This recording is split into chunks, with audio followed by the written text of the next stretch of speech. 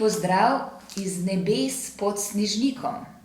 Takšen napis imajo tukaj. Nahajamo se v Loški dolini, v kraju pod Cerkev, v eni taki navdihujoči galeriji, znotraj hostla, mladinskega hostla Ars Viva, umetnost je živa. Z menoj je ustanovitelj, tisti, ki je vse to navdihnil, si zamislil in oživil. Benjamin, dober dan. Dober dan. Kot sem rekla, mene je tale galerija zelo navdihnila.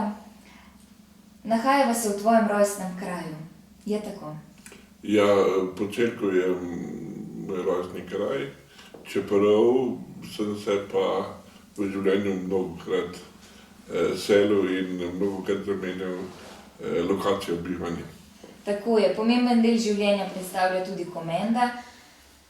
Zato danes pozdravljava gledalce TV Komende. Ampak se vrniva najprej v otroštvo. Kakšni so tvoji prvi in najlepši spomini iz tega raja? Ja, sigurno se vsak svojega otroštva zelo dobro spominja, tako se tudi jaz. Tukaj v Loški dolini, tukaj po Cerkvi sem preživel ena najlepših svojih let življenja. Pač kot otrok sem se igral tukaj po dvorišču, tukaj smo delali koče, tukaj smo se igrali razne preproste igre. Skratka, več smo bili od zunaj kot noter, kot vidimo današnja mladina, bolj rine noter v hiše in se zapirali z računalniki, nas so pa lovili po dvorišču, da ne pridemo domov. Pa imaš kakšen spomin, ki ti je še posebej drag? Težko rečem, zato ker je bilo dosti. Skratka, zelo dosti smo preživeli z živalmi. Tukaj pri nas smo imeli konje, prav tukaj, ker je zdaj galerija, je bila včasih štala. Moj oče, star oče, se je ukvarjal s preprodajo konj, zato smo imeli vedno doma zelo veliko konj. Tako da sem s konji preživel velik del svojega življenja, tako tudi potem v Komendi z konjeniškimi tekmovanji in tako naprej. Skratka, potem zelo, seveda je bila navdihujoča pokrajina, zato je tudi tukaj v teh koncih zelo dosti slikarjev. Potem, evo, tudi za pestenje, konec koncev so prihajali navdihi od tukaj. Moja mladost je bila neka posebna, zaznamovana s posebnimi doživetji. Kakšen otrok si bil? Kako so te opisovali? Težko rečem, tako kot jaz doživljam, moje otroštvo sem bil zelo radoveden, radoživ, razigran, seveda, ker sem bil radoveden in firčen po domače, sem vedno doživel tudi kakšno poškodbo, vedno sem imel kakšno zlomljeno roko, zlomljeno nogo. Skratka, bil sem vedno v akciji. Po srednji šoli oziroma z vstopom v srednjo šolo pa si se preselil v Komendo, je tako? Tako je, ja. Moja mama je naredila hišo in takrat, ko sem jaz imel za iti v srednjo šolo, je bila ravno v taki fazi, da smo se lahko vselili, čeprav v precej surovo hišo, ampak začeli smo živeti tam zelo skromno in pač, da ne bi iskal nekega stanovanja v Ljubljani, smo se kar preselili malo na silo.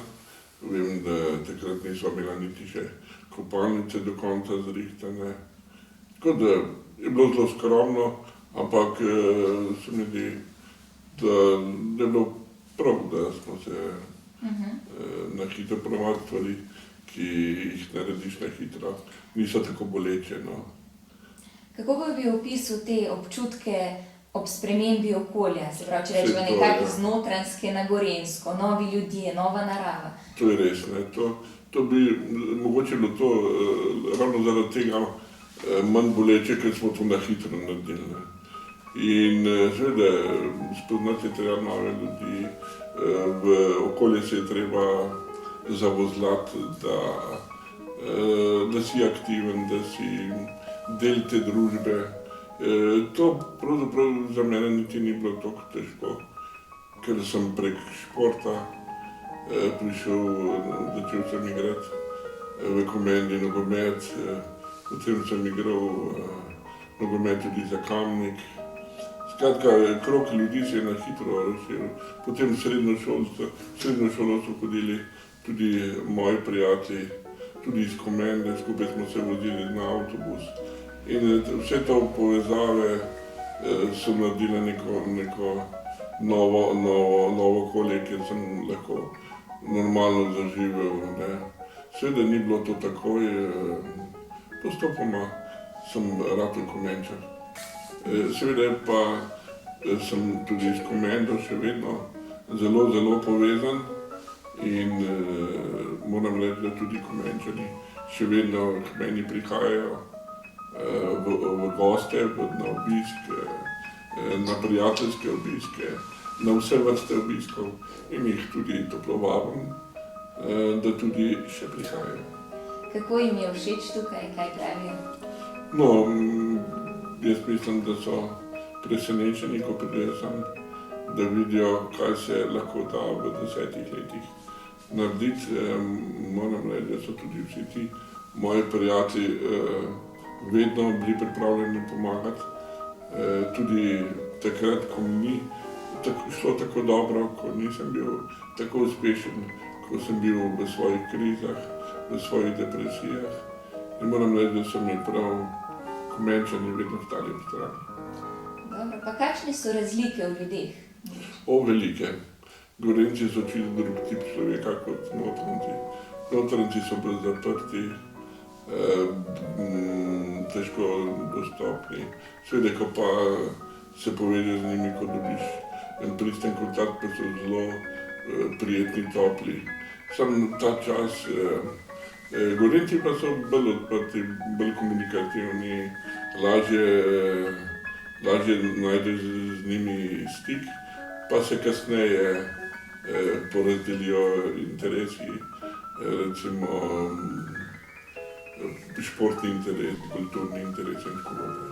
In se potem znotraj tega oblikujejo grupe. Kaj pa sama narava tukaj, bolj Gričevje tam? Ja, tam so bolj gore, Krvavce, zelo dosti sem hodil smučati, potem smo, pa tukaj je pa bolj, kaj sem recimo že tam po zimi se tukaj teče zelo dosti smučarski teki. Sicer verjetno tudi v Komendi, ampak tam so bolj drugače se živi, tudi način življenja je drugi. Bolj se mi zdi, da so odprti za nove stvari, bolj so podjetniško navdahnjeni. To opazijo mnogi. Ja, to se hitro opazi. Dočim tukaj so bolj kmetijsko usmerjeni, bolj tradicionalno še. Skratka, ni tistega napredka tako opaziti in videti. Na Gorenjskem je neka taka sila, ki žene. Ja, na Gorenjskem je bolj napredek, bolj kako na hitro spremeniti na boljše. Tukaj pa stvari, ki so že sprobane, po dolgem času sprejmejo. Tako. Zdaj pa tukaj za nama je cela galerija tvojih grafik. Si se v tem času v Komendi že ukvarjal s slikarstvom, pisanjem pesmi? Ne. Takoj na začetku, seveda sem bil še zdrav, nisem bil na invalidskem vozičku in seveda sem se ukvarjal s tistimi stvarmi, s katerimi so se tudi moji prijatelji ukvarjali. Bil sem aktiven v kulturnem društvu, bil sem aktiven v športnih društvih, v smučarskem klubu, skratka, v teniškem klubu, vse posod, kjer se je ukvarjalo s športom.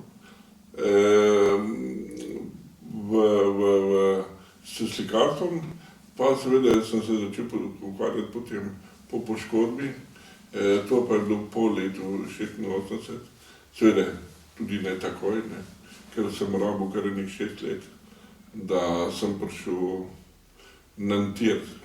Jaz rečem, da je vlak iztiril in je rabil nekaj časa, da ga postavijo nazaj na tire. In to je kar trajalo enih 6 let, mogoče celo več. Seveda še zdaj, kdaj pa kdaj, se postavljam na svoje tire. Ne. Ampak konec koncev človek postane bolj odporen, lažje se postavi na svoje noge, če nekaj eno preizkušnjo preživiš in jo preoblikuješ sebi v prid. Torej, omenil si poškodbo, spremembo toka življenja. Se je danes z te perspektive težko spominjati vsega tega? Se pogosto vračaš v spomine na nesrečo? Če po pravici povem, nimam časa. Da bi se vračal nazaj, zato ker je moj delovnik tako zapolnjen, da ob takih priložnostih, kot je današnja, recimo pridejo ti spomini nazaj, drugače pa, da bi pa čez dan se teh stvari spominjal ali pa da bi imel čas to premlevati, pa ne. Tudi če pišem, ponavadi pišem bolj za naprej, stvari za nazaj, ponavadi ostanejo tiste, ki so lepše. Da bi se tistih stvari spominjal, ki so mi zelo grenile življenje, se niti ne. Torej, usoden je bil padec s češnje. Kako so to nesrečo sprejeli tvoji bližnji? Ja, sigurno je bil to mogoče udarec za vse, ne, za mene in za njih.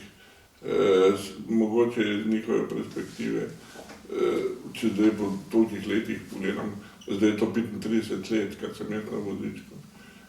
Seveda lahko čez distance razumem tudi njihovo stisko in mislim, da nobenemu ni bilo prav lahko. Tako da, kaj se vem, učiti se je bilo treba vse stvari od začetka, spoznavati nov svet, to pa je za vsakega težko, ne. Novim razmeram se je bilo treba vedno znova prilagajati, ponovadi te razmere niso bile lahke, so bile vedno težke. Precej bolezni, precej preizkušenj je bilo, no, ki pa smo jih uspešno premagali. Bi lahko rekel, da to, kar recimo bolezen vzame človeku telesno, mu lahko to da nekako duhovno več? Vedno je tako, ne. Iz najtežjih stvari se vedno rodijo boljši ljudje.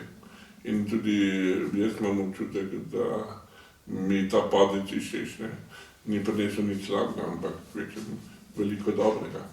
Jaz sem se skozi 35 let naučil živeti na invalidskem vozičku, že to je nekaj, ne.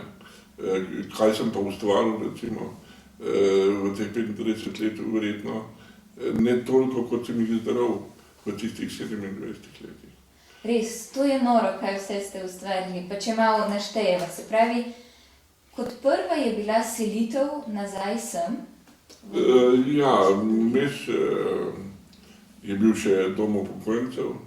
V domu upokojencev v Kamniku sem preživel 10 let, kar tudi ni malo in tudi ta izkušnja je zelo močna in me tudi zaznamuje po svoje, ne. Kakšni so spomini na ta dom? Ja, dom upokojencev konec koncev mi je bil odskočna deska, pa se mogoče banalno sliši. V domu upokojencev ponavadi ljudje hodijo umirati, jaz sem pa tam zaživel, no. Moram reči, da sem imel tudi dobre pogoje, nekaj pogojev sem si tudi sam ustvaril. Tam sem začel pisati, tam sem začel biti ustvarjalen, Tam sem jim celo pomagal pri domskem časopisu. Skratka, tudi jaz sem pustil tam verjetno en svoj pečat, pa bil sem verjetno najmlajši tisti čas.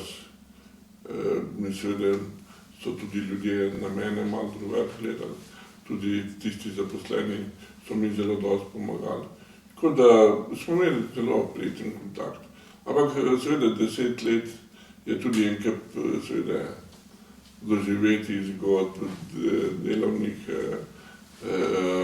nalog in vse te stvari so se potem povezale v izdaje 3 knjig. Potem skozi to sem začel pa delati tudi pri Zvezi paraplegikov Slovenije. In potem sem začel dosti hoditi v Ljubljano in sem imel tudi tam svoje delovno mesto. Bil sem referent za kulturo. Skratka, od tukaj naprej so se stvari začele oblikovati drugače. Pa če se vrnemo v tisti prvi trenutek, ko ste prvič prijeli za pisalo in se lotili mogoče izpovedne pesmi. Iz česa to vznikne? Ja, moram reči, da nisem prijel za pisalo, da sem natipkal in to iz členkom svojih rok. Ne.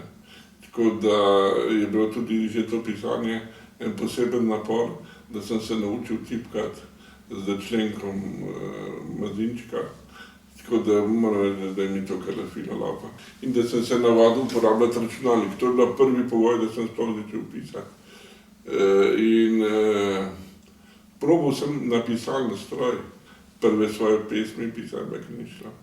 Je bilo preveč mukotrpno in dokler nisem dobil računalnika, nisem ponovadi pisal.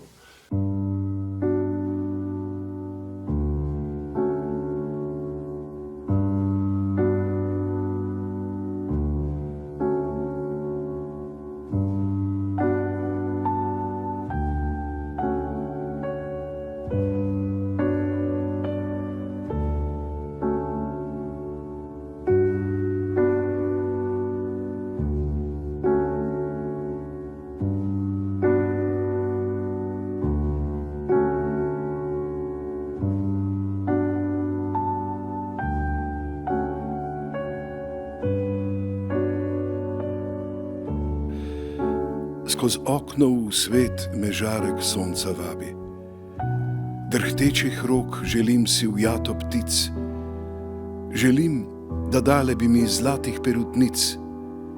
Je duh v meni, ki pravi mi, pozabi. Le vetrič blag iz te prelepe slike mi stresa misel svetlo in veliko, čeprav le slutim njihovo obliko, daje roke, kot veje so trstike.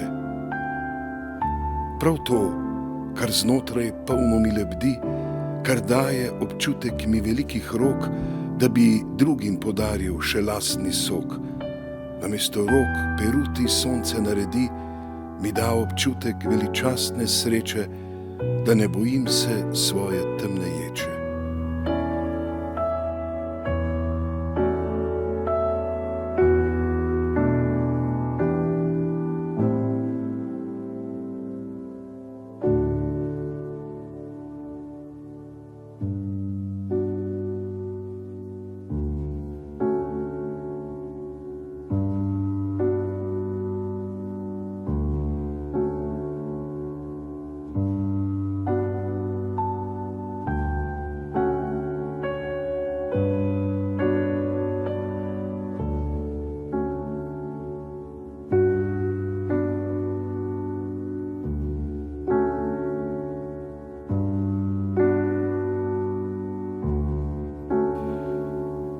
Razprl bom svetu moje zvite ude, kot odpira skrivnosti se jasnina.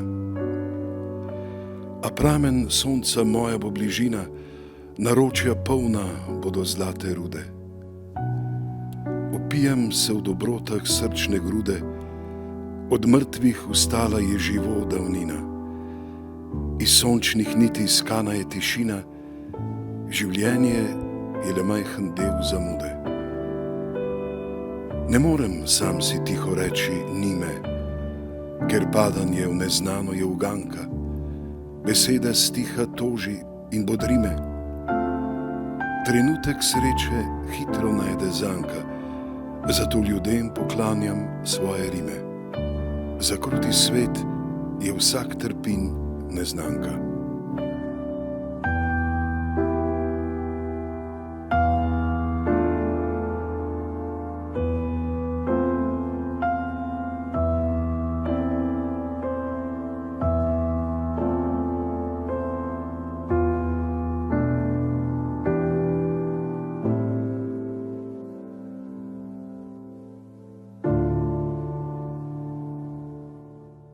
Potem bral sem knjige dosti v tistem času.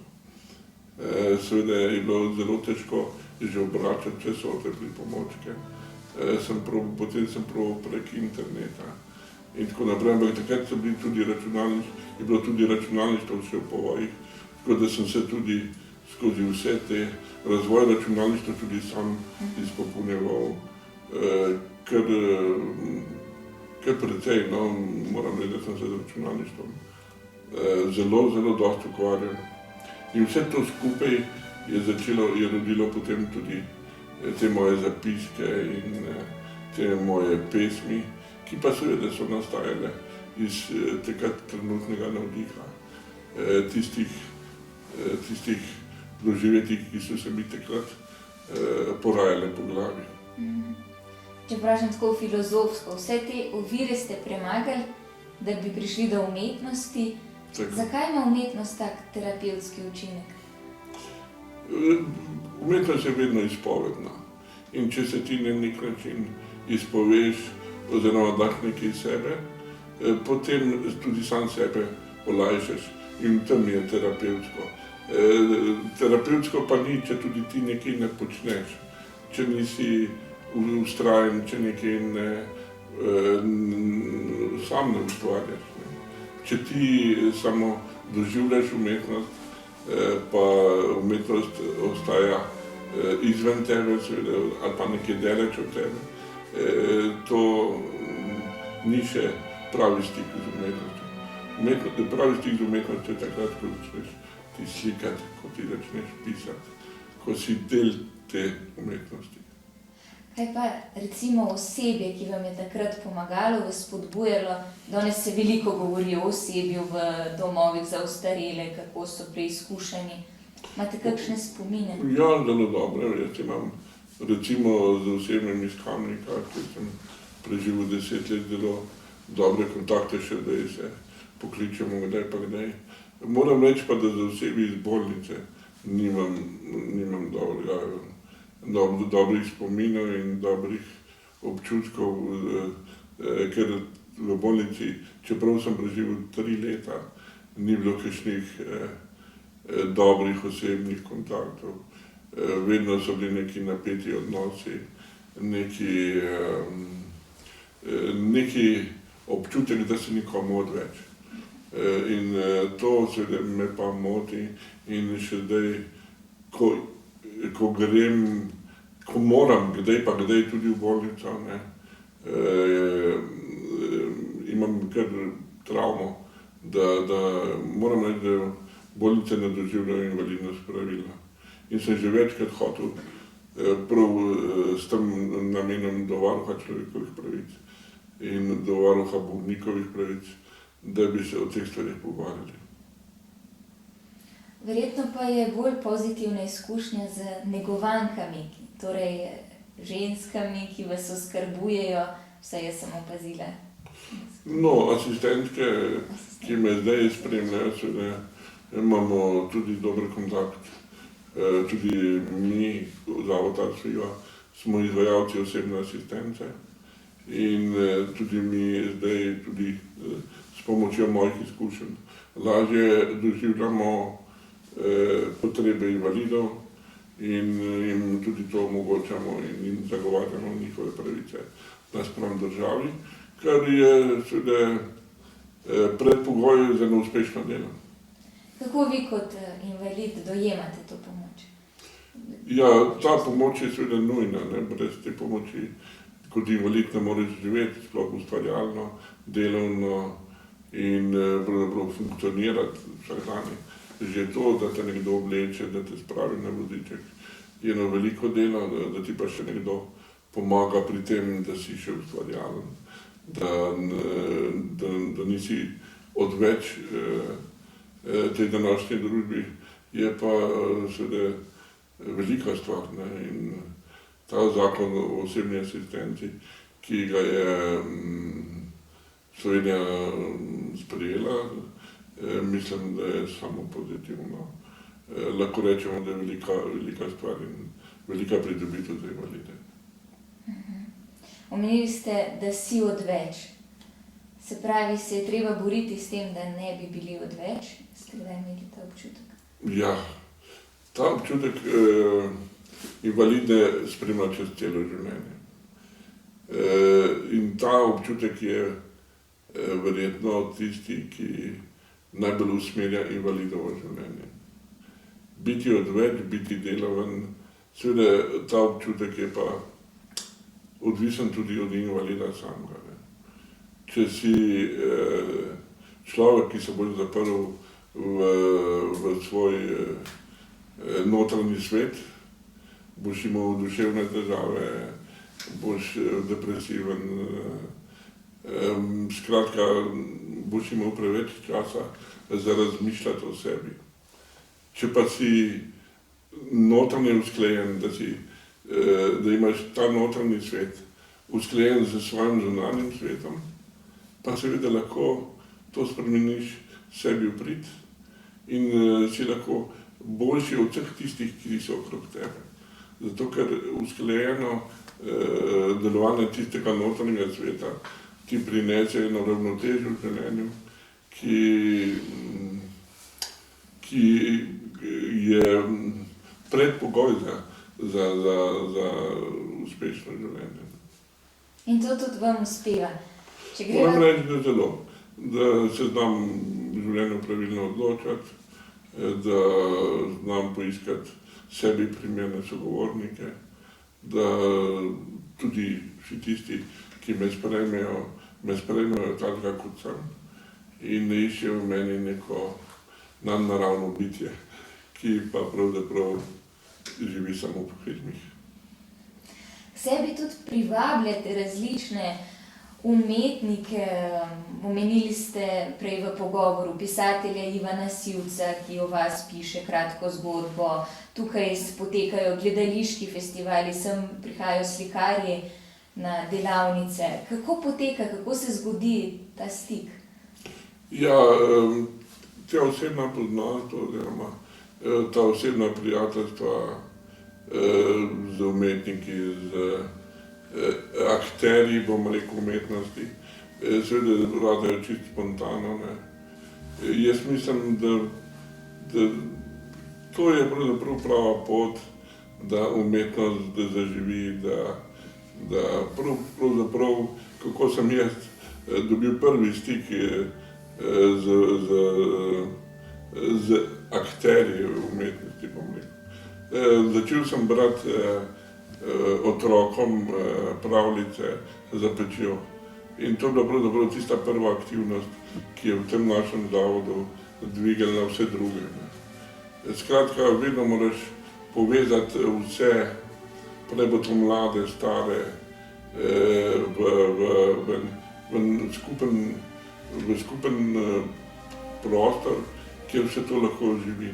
Če smo en drugemu v podporo, pa ne bodo to mladi, pa ne bodo starejše gospe, ki se pri nas zbirajo in imajo tudi svoje ideje in svoje potrebe in svoje videnje in seveda vsi igralci in vsi slikarji. Skratka, na tak način se gradi neko zaupanje vredno okolje, ki se podpira drug drugega. Res lahko potrdim, da tukaj se čuti neka podpora. Tudi sama sem namreč že nastopala v vašem amfiteatru.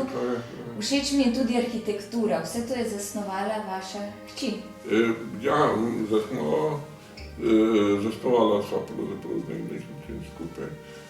Ona je naredila osnove, kako bi to izgledalo, jaz sem potem s svojimi idejami to oplemenitil in ta skupna ideja je potem dobila meso v tem zavodu. Ne. Seveda to ne pomeni, da je že vse narejeno, ker nas čaka še veliko dela. Aha, lahko kaj spregovorite o teh planih? Ja, kot sva omenila, letno gledališče rabi eno svojo streho, ki pomeni izvajanje prireditev tudi v deževnih vremenih. Potem imamo namen zgraditi, pokriti bazen, skratka. Potem imamo še restauracijo za dokončati, oziroma ideja je že na mizi, samo speljati je treba še. In potem imamo še eno drugo lokacijo na Žagi, Veliki Obrh, kjer pa izvajamo delavnice, tam je pa center za sonaravni turizem, tam pa izvajamo delavnice gline, slikarstva, delavnice preživetja. Skratka, prostora imamo zdaj dovolj in se znamo znotraj tega dobro imeti. Potem imamo pevke, ki redno vadijo tukaj pri nas kresnice.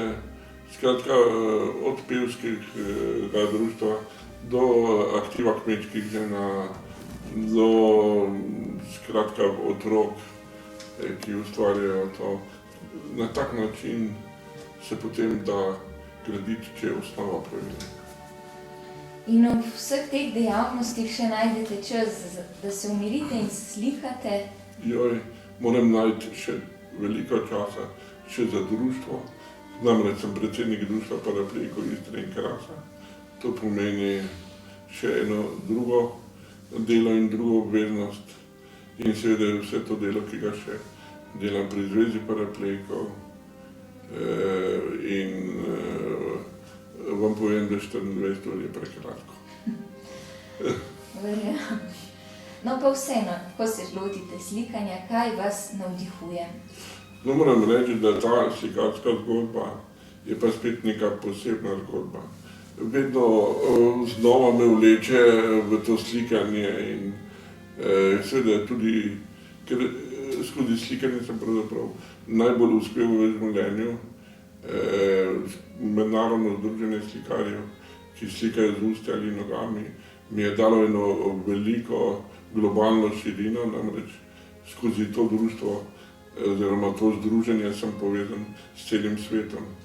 In slikarji, približno okrog 750 do 800 nas je po celem svetu, smo skozi to združenje tudi financirani oziroma dobivamo štipendijo tega.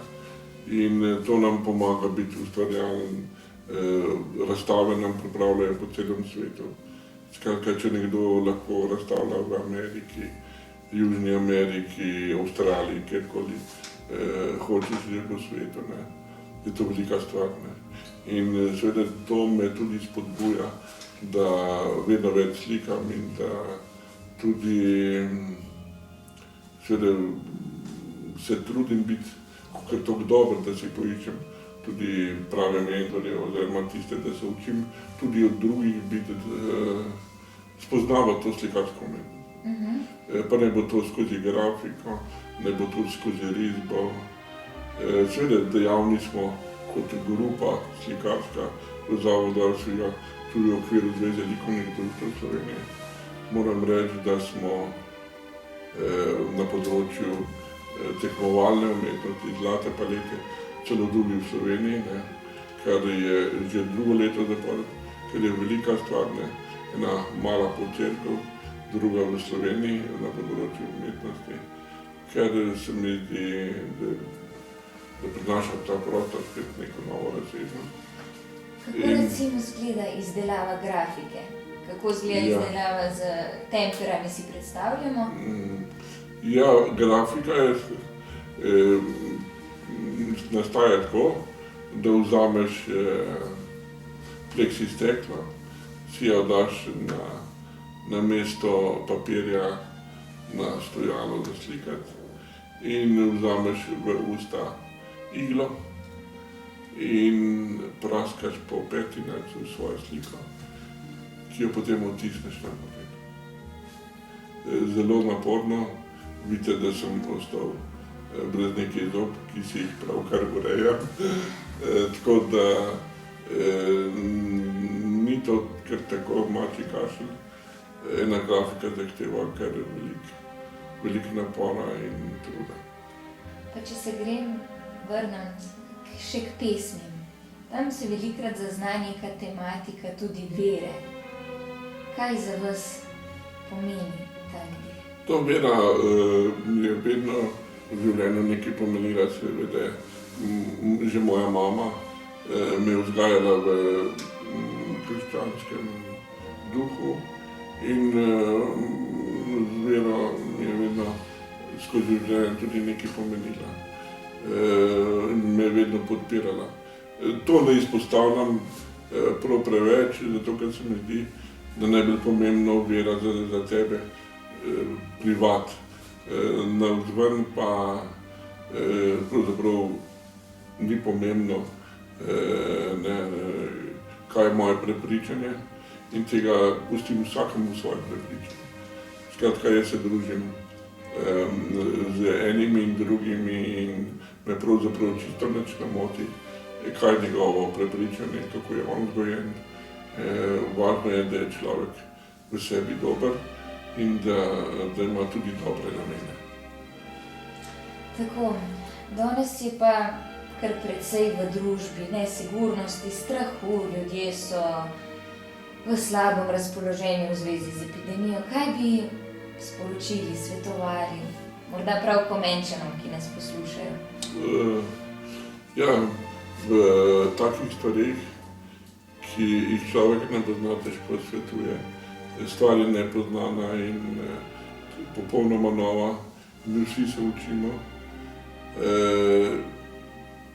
Težko je človeku reči, kakšno posebno pametno, ker se moramo še vsi iz tega veliko naučiti. Seveda pa to ne pomeni nujno neke slabosti, neke slabe stvari.